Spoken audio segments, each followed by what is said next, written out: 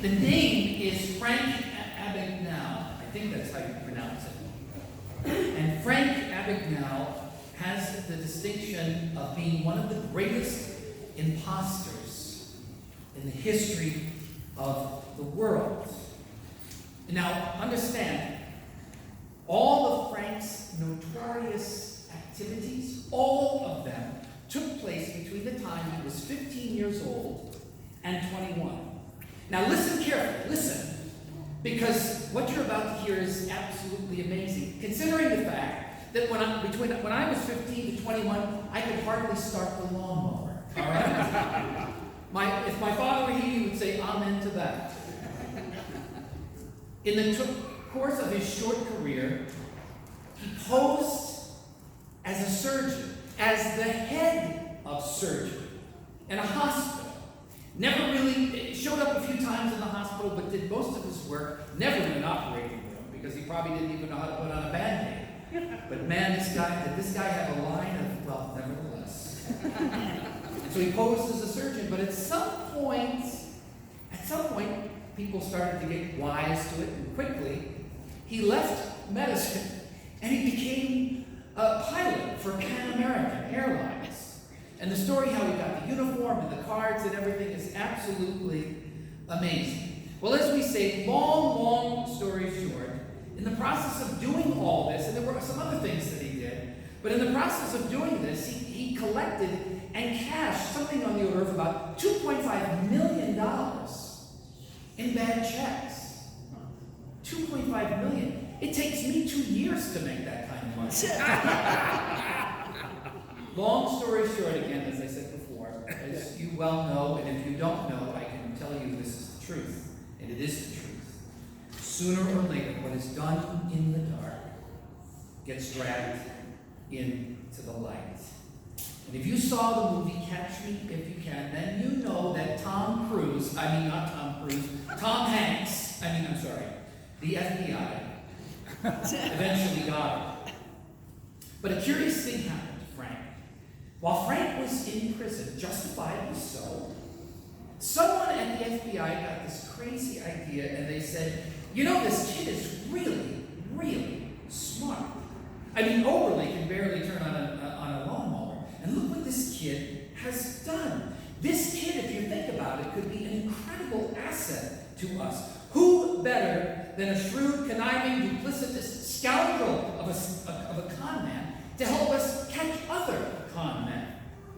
Imagine, this FBI agent made this case, imagine if he used all of these abilities and all these talents for good. You're hearing the parable again, by the way. Imagine he used it all for good. And the rest is history. Frank today lives in South Carolina. He's in his 70s. He's worth millions of dollars because not only did he work for the FBI, but he started his own security company. And how can you pull the wool over the eyes of a con man? And the master commended the dishonest manager because he had acted shrewdly. I dare say that some of us as we come, and I know that this would be true for me had I never heard this before, what I would actually expect Jesus to do is to echo the no-nonsense tone of Amos. Hard words for those who trample on the needy and bring room to the poor of the land. Those who play fast and loose with their scales, people, Jesus would say, who would rip their own grandmother off. And to rip your own grandmother off, that's really, really low. But nothing of the sort this morning. There's praise. In fact, this character of Jesus' holy imagination of this sacred yarn we were certain destined for the flames, at the very least. But actually, this individual, and I'll call him St. Madoff the Embezzler, we end up putting his picture in the Hall of Fame right next to St. Francis and Mother Teresa. And a little unnerving, given the fact that the economy tanked, 9 years ago? Lehman Brothers followed the T-Rex into extinction. And everybody in this room knows, you all know, this is the truth. There are people in this world who don't need any encouragement at all. Yes? Amen. If you find yourself scratching your head, you're in good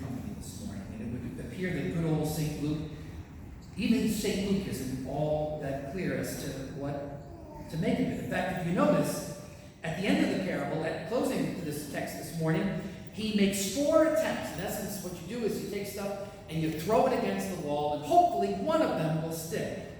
So there are 4 things that he puts down in the hope of just that one of them will stick. But I'm not so sure. You cannot serve 2 masters. You cannot love God and love money in the same way. That is undoubtedly true. But as someone I listened to on occasion said, how exactly those relate to the parables, he said, I have yet to quite figure out. And then, of course, there are interpreters, people who are always trying to protect you from Jesus, who come along and say, you see, it's not as unsettling and bizarre as you might think, because basically what the dismantler did was, recognizing he was in trouble, he cut, in essence, his own commission from the price.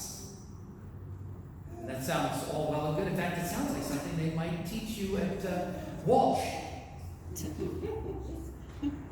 But the problem with that is, you see, that's not what Jesus says. Here is a crook who's caught with his hands in the candy jar, in the cookie jar. He's let go, and on the way out, he takes 2 more for good measure.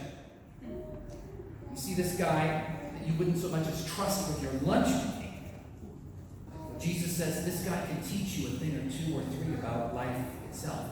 All of us, in our lives of discipleship, and probably in your own work life as well, of how to respond to difficulty in life, of how to face down adversity. He does it quickly. He does it decisively. We have people in our family, Karen's side of the family, referred to as decision impaired. That was not the case with this particular individual. He is shrewd to the 10th power.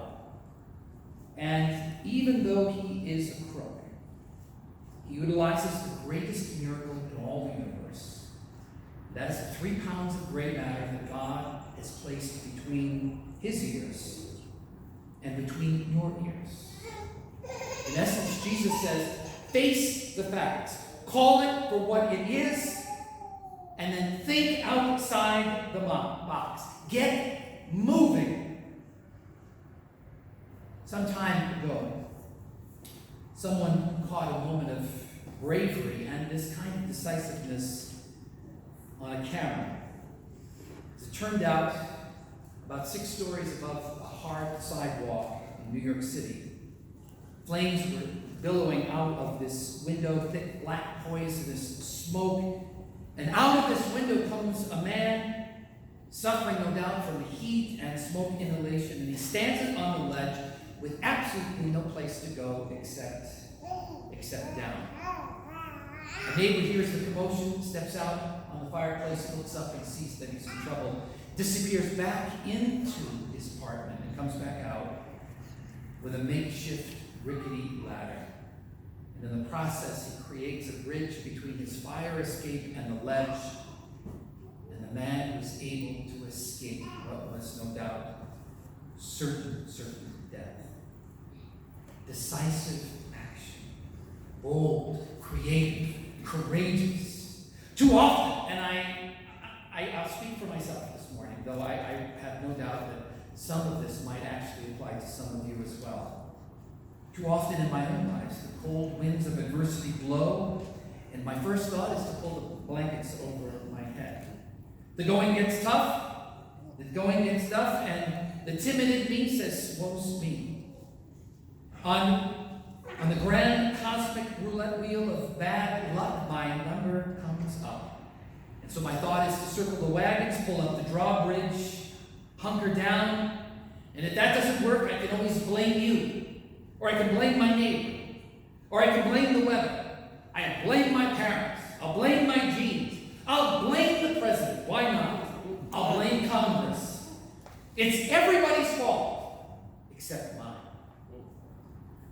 You know, Jesus says to you right now, listen, that is a terrible way to live your life. As Willem interprets it, he said, if a criminal knows how to get up out of a hole and go on the offensive, then what about you? What about the children of God? Sometimes we are so far from St. Paul, who said, and who knew more about trouble than any of you here, any of you. I can do all things through Christ, who strengthens me. We are stewards of the world's greatest mystery. Christ is risen. We are a recipient of a gift that the world needs. We live in a culture that does not produce hope. Why do you think the suicide rate is what it is, people? Hello? We are stewards of the greatest mystery, and yet the truth about you and about me, and I should know better than anyone, is that we often hold back timid to the point of paralysis. Like the man on the ledge, I admit, it gets dicey and it's a long way down. But then I remember that Christ is risen. We can only fall so far. Jesus is alive. He is alive, and there really are no dead ends. So up and out and move boldly and creatively. As Jesus says, I want you to be smart, he says, in the same way as that crook. I want you to be smart in the same way, but like Frank Abagnale, for what is right and not for what is wrong. Using all of the adversity to stir you to creative survival. And in the process, Jesus says, you'll find out all of a sudden you're living. You're really living.